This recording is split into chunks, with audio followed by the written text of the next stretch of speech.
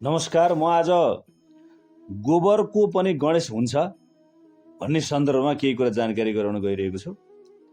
गणेश जन्म जगन्माता पार्वती र शिवका अयोनिज पुत्र हुन् र सृष्टिको प्रारम्भ मानस सृष्टिबाट भएको हो।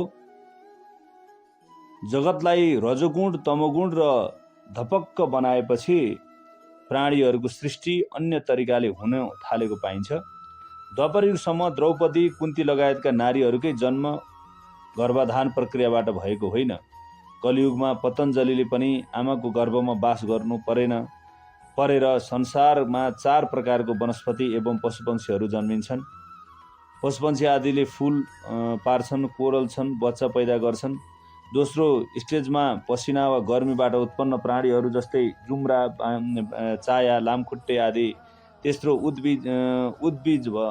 उद्भिजन बिउबाट र भूमि छेडेर जन्म हुने जस्तै बोट बिरुवा। चौथो रेतज वीर्यबाट अर्थात् साल नाल सहित जन्मने जस्तै मानिस, जनावरहरू आदि। गणेशको जन्म पार्वतीको शरीरको मैलबाट भएको। उनको जन्म श्वेतज प्रकृतिको हो। पाञ्चायन देवता मध्ये गणेश एक हुन्। प्रत्येक युग अनुसार गणेशको वाहन फरक पाइन्छ। जस्तै सत्ययुगमा गणेशको वाहन सिंह थियो, त्रेतायुगमा मयूर, द्वापर युगमा मुसा र कलियुगमा घोडा हुन्छ। नेपालमा अधिकांश भागमा मूषक वाहन गणेशको मूर्ति मात्र पाइन्छ। गणेशको सबभन्दा पहिले गर्ने शास्त्रीय विधान प्राचीन कालदेखि चल्दै आएको छ। सबै देवी देवतालाई मूर्ति, फोटो आदिका आकृतिमा पूजन गरिन्छ, तर गणेशलाई भने गाईको गोबरमाथि दुबो राखेर प्रतिमा बनाइन्छ। गाईका प्रत्येक अङ्ग देवी देवताको निवास हुन्छ। त्यसैले गाईलाई हिन्दूहरूले आमा एवं लक्ष्मीका रूपमा पूजन गर्छन्। गाईको गोबरमा विभिन्न रोग एवं ब्याक्टेरियाहरूलाई निर्मूल पार्ने शक्ति हुनाले व्यवहारिक रूपमा पनि यसको उत्तिकै महत्त्व छ। हरेक पूजाआजामा चामलमाथि पात, त्यसमाथि गाईको गोबर एवं त्यसमाथि दुबो राखी गणेशको प्रतिमा बनाइन्छ। चामल अन्न हो। उपनिषदहरूले अन्नलाई ब्रह्मको रूप मानेका छन्। चामलमा जीवन लुकेको छ, ब्रह्म बसेको छ।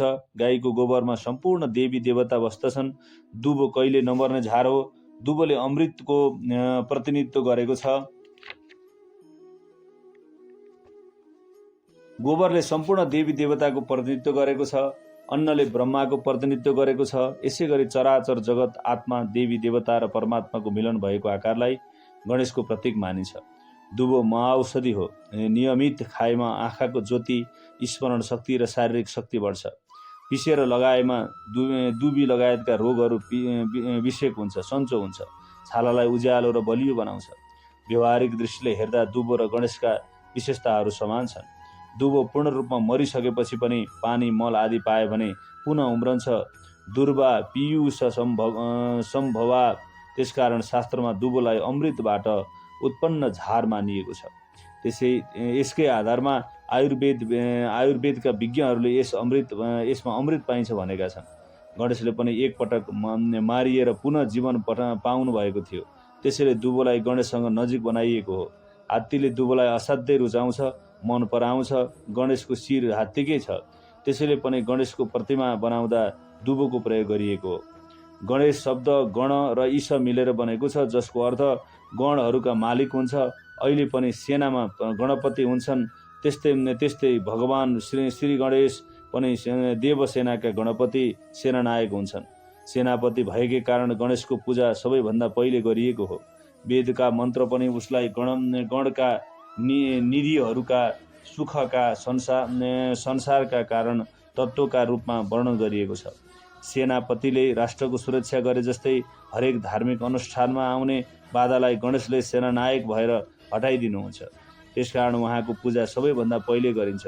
शिव र पार्वतीको विवाहमा समेत गणेशको पूजा भएको थियो। त्यसै समयमा गणेशको जन्म नै भएको थिएन। अहिले पूजा गर्ने गणेशको प्रतिमा देव विग्रह हो, जसको पूजन सृष्टिकालदेखि हुँदै आएको छ।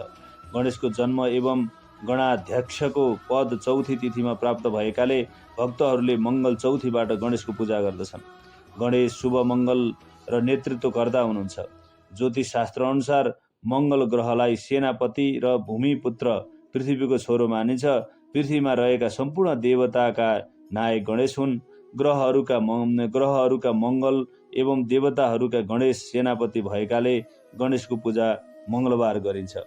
त्यसकारणले गणेशलाई अत्यधिक मानिन्छ। गणेशको पूजा गरौँ। ओम गङ गणाधिपतये नमः। ओम गङ गणाधिपतये नमः।